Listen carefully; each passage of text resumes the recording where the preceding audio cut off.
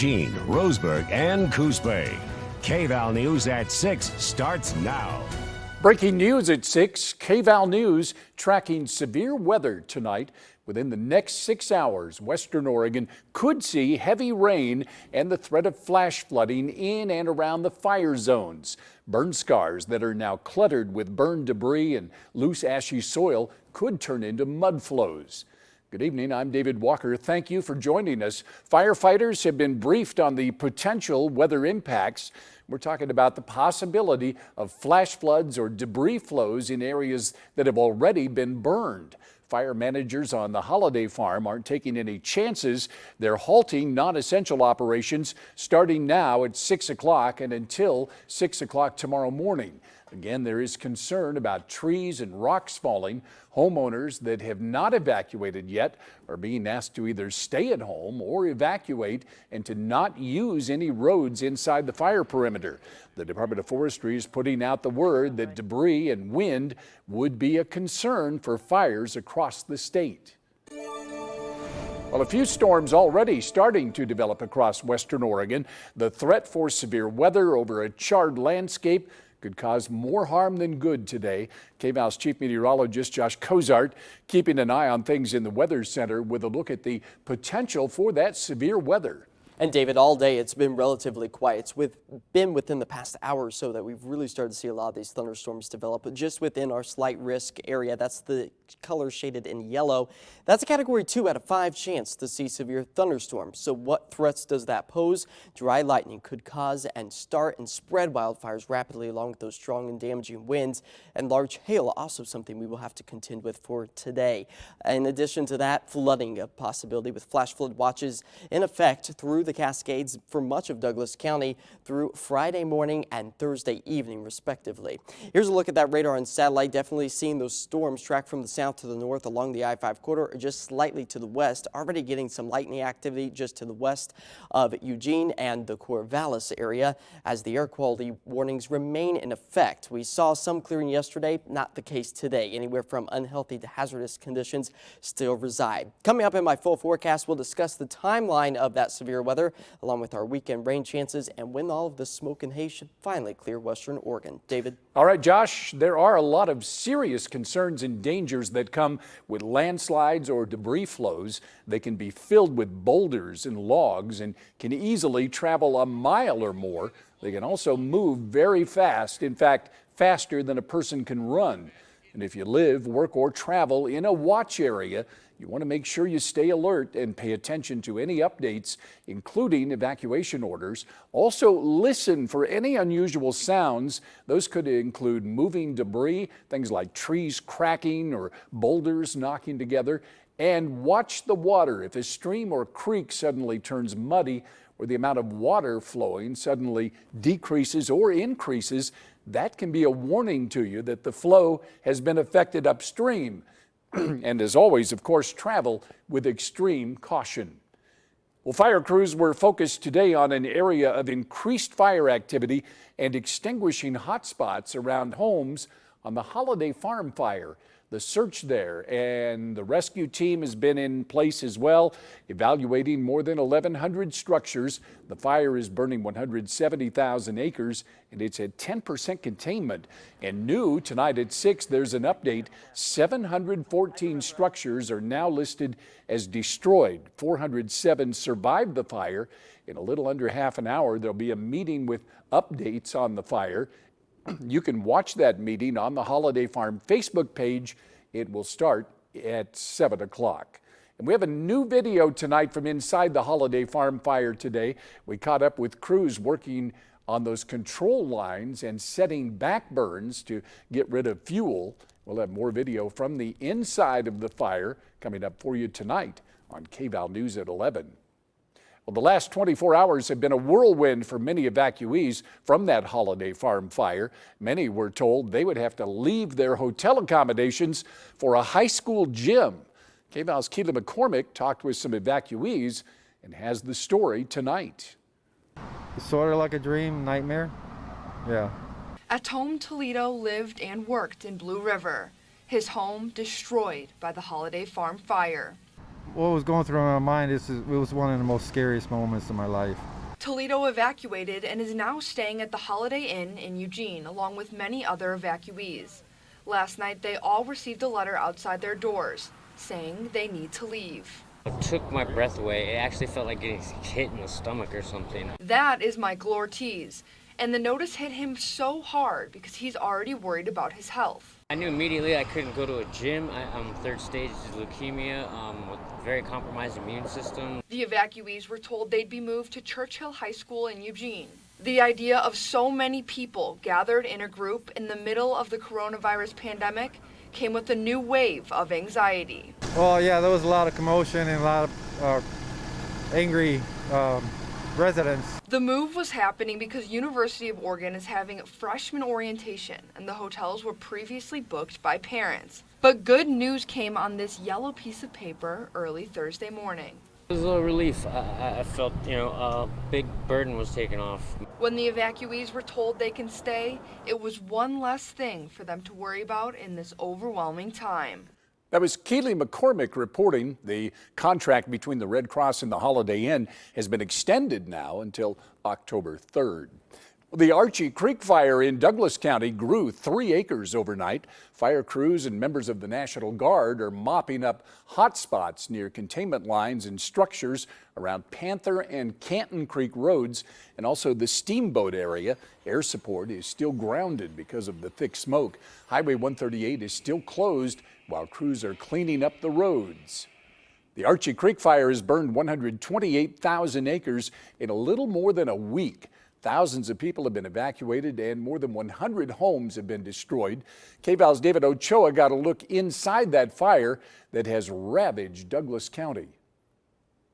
The Archie Creek fire is by far the biggest fire in recent memory in Douglas County. And we got a look at what crews and homeowners are dealing with. So I'm standing here on Little River Road, right in front of the Archie Creek fire on this hill. It's slowly making its way down.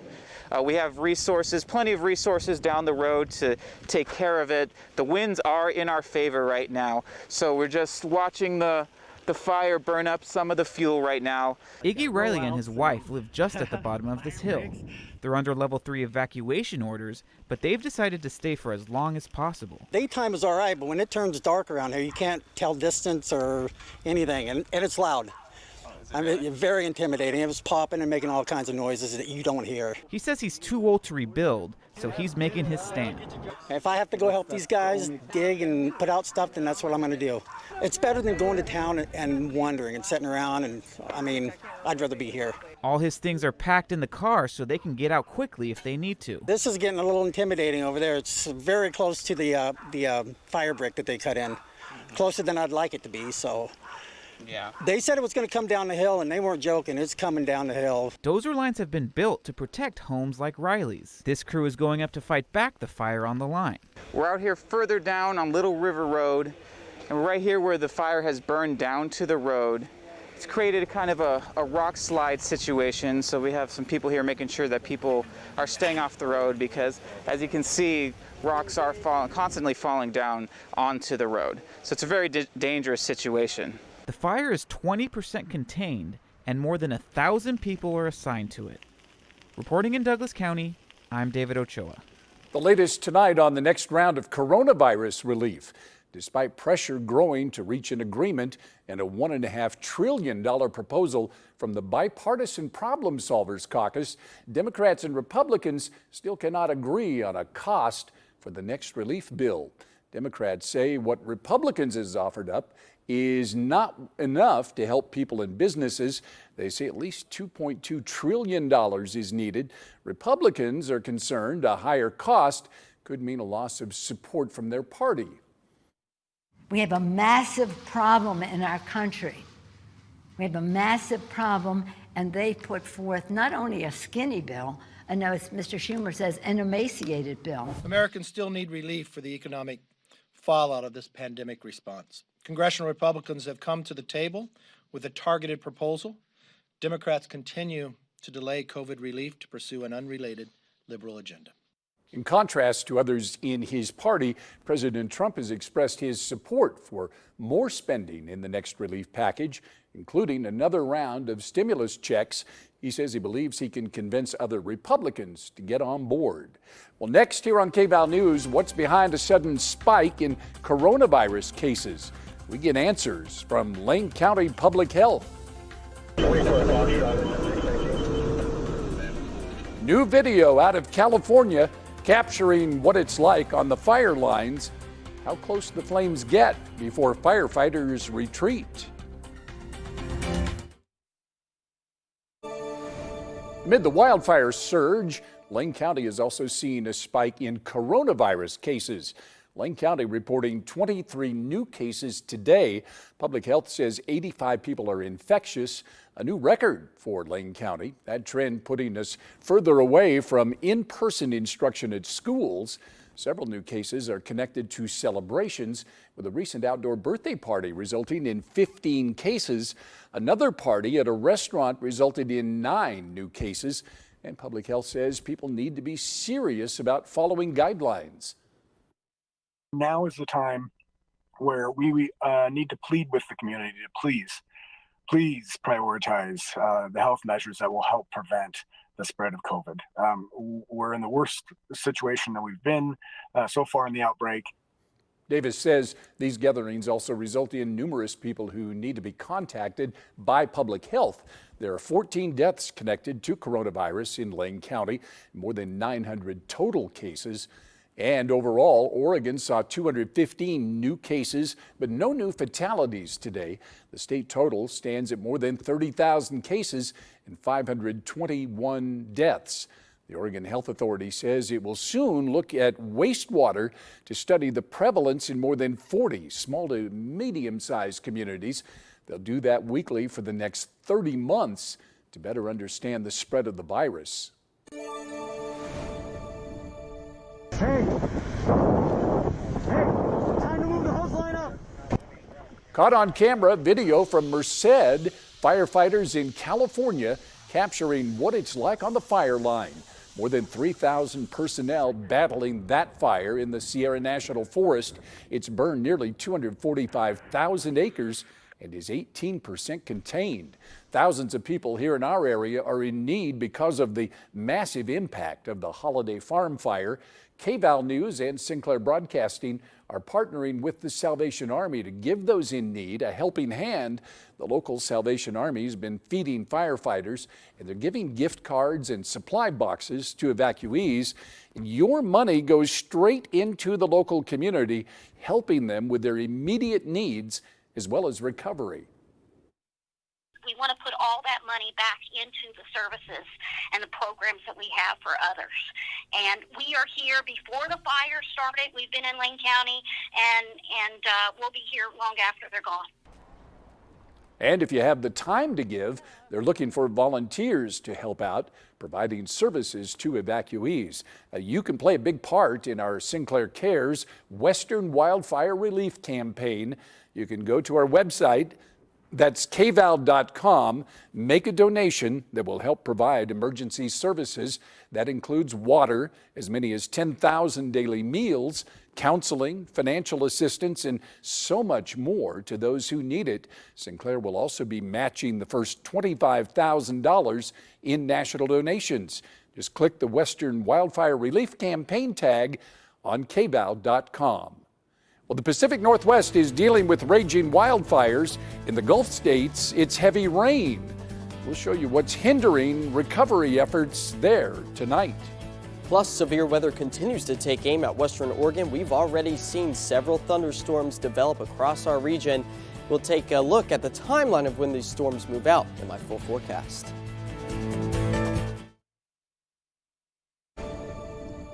Severe weather continues to threaten much of Western Oregon as we take a live look over the Umpqua Valley, which just got reports in of a few stray showers making its way over a very parched landscape. It's been over 40 days since we have seen any rainfall in this area of Western Oregon, and we see that lit up on our radar with the form of lightning bolts. So when thunder roars, you need to head indoors. Let's go ahead, zoom into things.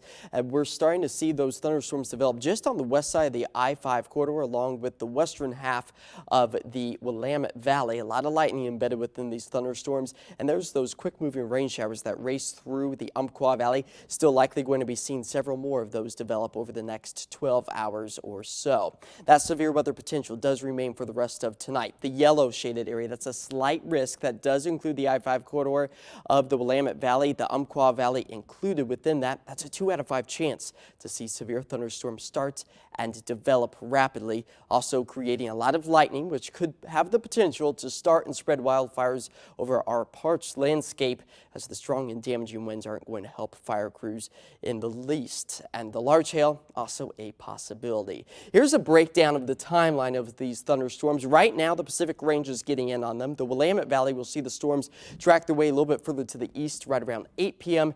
And by 3 a.m., that's when a lot of those storms will finally start to clear their way out. And here's a better visual of that. Again, it's going to be hit and miss in nature. It's not going to be a complete washout across the board, but for those of us under these yellows and oranges, that's where we could see a significant amount of water. This is a snapshot of 3 a.m. just as those showers really start to track their way to the north and east. But we hold on to that isolated rain shower and even the clap of lightning and thunder potential through our Friday evening, although those thunderstorms won't be as severe as what we potentially see could happen for the rest of today. And that's where we look to our severe weather outlook for tomorrow. Garden variety thunderstorms on tap. All thanks to this low pressure system just offshore, racing its way to the east after it's been stalled out over the Pacific Ocean for about the past 5 days or so. That's giving us the stormy conditions starting tonight and into the early morning hours tomorrow. As far as the rain accumulation goes, again, it's really going to be kind of hit and miss, but we could see some locations go near 1 inch of water.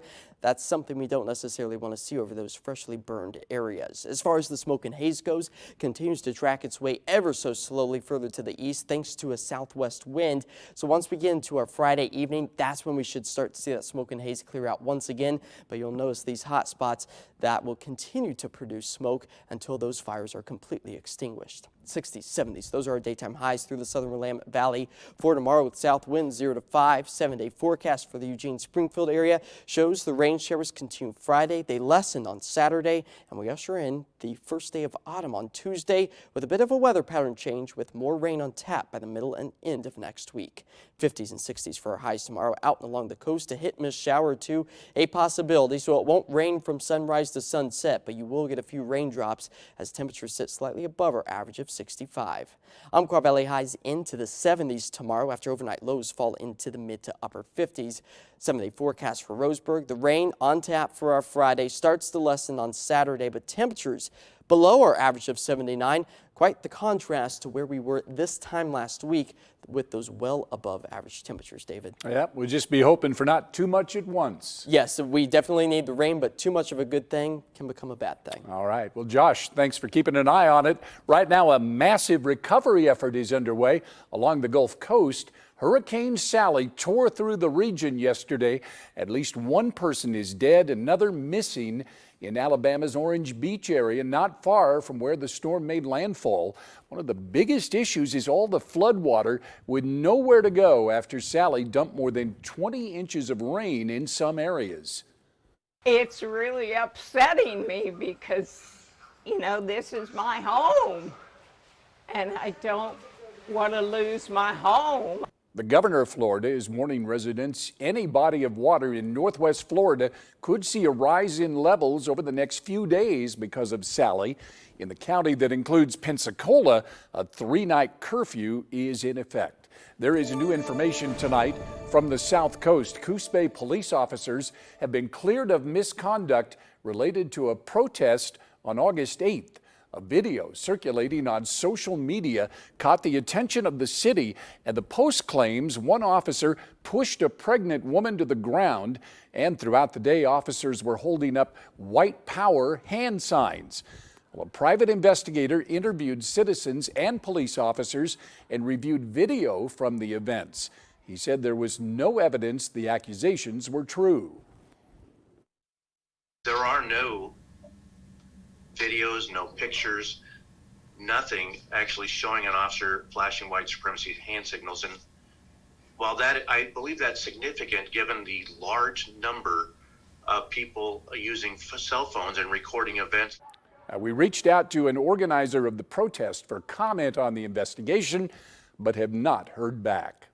Next, here on Kval News at 6, a young child is bringing joy to firefighters across Oregon. Our camera crew was there as a special toy arrived in the McKenzie Valley. What does it all mean? We'll take a look. Later tonight on Kval News at 11, hear from state leaders, including Governor Kate Brown, on Oregon's wildfire recovery plan. Find out how long it could take for Oregon communities to rebuild. Have you been affected by the wildfires? You can register with FEMA to apply for assistance. The number here on your screen, 800-621-3362. You can also download the FEMA app or go online to disasterassistance.gov. And finally tonight, a morale boost on the fire line at the Holiday Farm fire. A baby Yoda toy has made its way to firefighters. A 5-year-old boy, Carver, sent the Yoda out as a thank you to firefighters and to spread some joy. It's since made the rounds in fires across Oregon, coming to the McKenzie Valley after visiting the Lion's Head fire. Kval News continues tracking severe weather. Here's our live look at our radar as Josh was talking about a few lightning strikes happening this hour as the severe weather threat remains. Lightning, damaging winds, and hail, all a possibility for tonight. And of course, we'll bring you all the latest developments on the severe weather threat, along with wildfires burning in our area. So stay with Kval News for new information. We'll have it here on air for you, as well as online at kval.com and on the Kval News app. And we'll keep you up to date, particularly tonight, as we look at the potential for some pretty severe weather that could do some damage here in our area. We thank you for watching Kval News at 6, and we'll see you tonight with all the latest developments at 11 o'clock. Have a good evening.